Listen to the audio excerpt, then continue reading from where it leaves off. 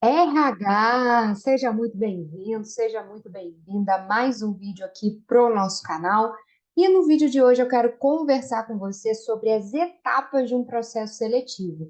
Quantas etapas um processo seletivo deve ter? Será que um processo seletivo mais assertivo, ele é mais longo ou ele é menor? Como acertar essas etapas? Então vem comigo que nós vamos falar sobre isso no vídeo de hoje. Mas antes, já se inscreve aí no canal, deixa o seu like.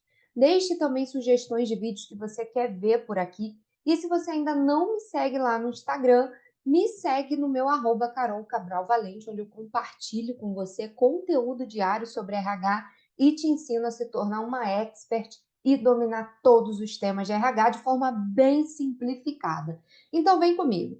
Bom, vamos lá. Uma das dúvidas que eu mais recebo, tanto de seguidores no Instagram, como das minhas alunas do meu treinamento Práticas de Recrutamento e Seleção, é a respeito das etapas. Carol, quantas etapas um processo seletivo deve ter? Será que um processo seletivo mais longo, ele é mais assertivo?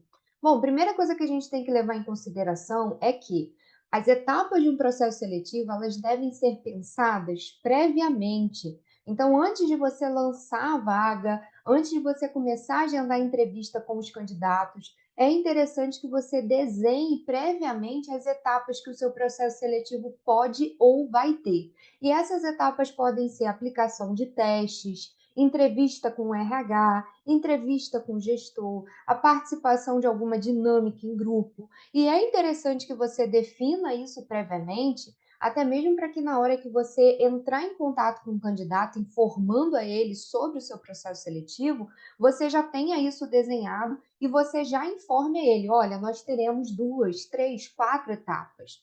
Então, esse é o ponto essencial, eu sempre ensino isso às minhas alunas.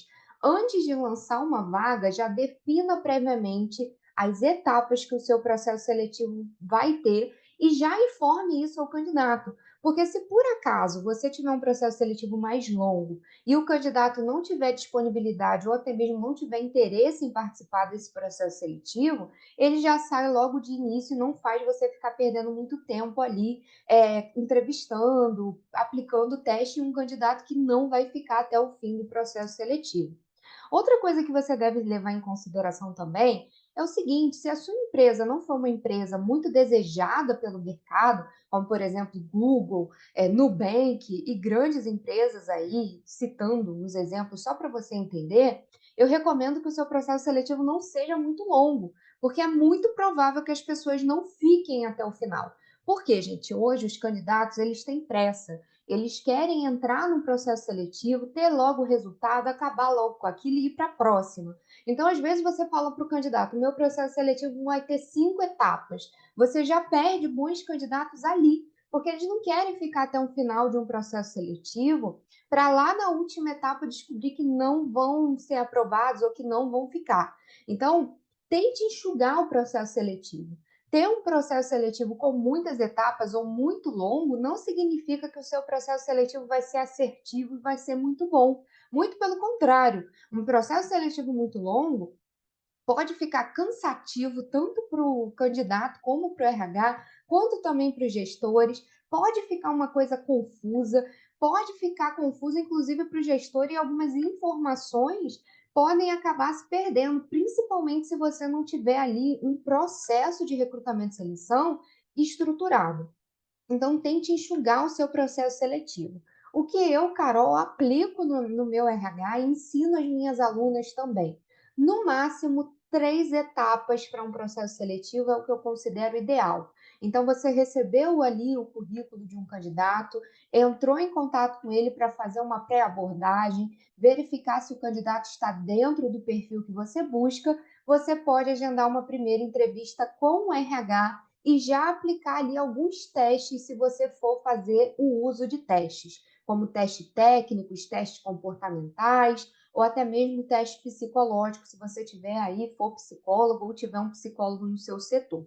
Então, você já mata ali na primeira etapa essa entrevista com o RH e a etapa de teste. Numa segunda entrevista, eu recomendo que você encaminhe os candidatos que foram aprovados pelo RH, você encaminha para conversar com o gestor da vaga, para ele saber ali, né, dar a palavra final. E por fim, tem empresas que fazem ali alguma dinâmica ou até mesmo uma entrevista com o diretor, faça a última etapa ali na terceira, sendo a terceira etapa, e já encaminha o candidato aprovado para admissão. Carol, não há necessidade de ter 3 etapas no meu processo seletivo, então faça em 2 etapas. Faça uma entrevista com o RH, a aplicação de testes e depois encaminha para o gestor da área. Desse jeito, seu processo vai ficar mais enxuto e muito provavelmente vai ser um processo seletivo mais assertivo. Às vezes, menos é mais. Então, é melhor a gente pecar, muitas vezes, pela objetividade, a gente optar pela objetividade, do que a gente ficar fazendo um processo simplesmente para encher linguiça. Por quê? Porque você vai acabar perdendo bons candidatos, o seu processo seletivo vai se tornar moroso e muito cansativo. Carol, mas eu trabalho em empresas, em big empresas, e a gente tem uma estrutura diferente. Essa é outra realidade, tá? Geralmente, quando a gente fala de grandes marcas no mercado, os próprios candidatos já têm um interesse diferente por vagas nessas empresas. Então, se eu lanço aqui uma vaga para o Google e falo que meu processo seletivo vão ter 10 etapas, é muito provável que a maioria dos candidatos fique até o final ali das etapas do meu processo seletivo. Por quê? Porque o Google é uma marca, é uma empresa com muito apelo. Então, os candidatos têm interesse, querem entrar, querem ter essa empresa no currículo.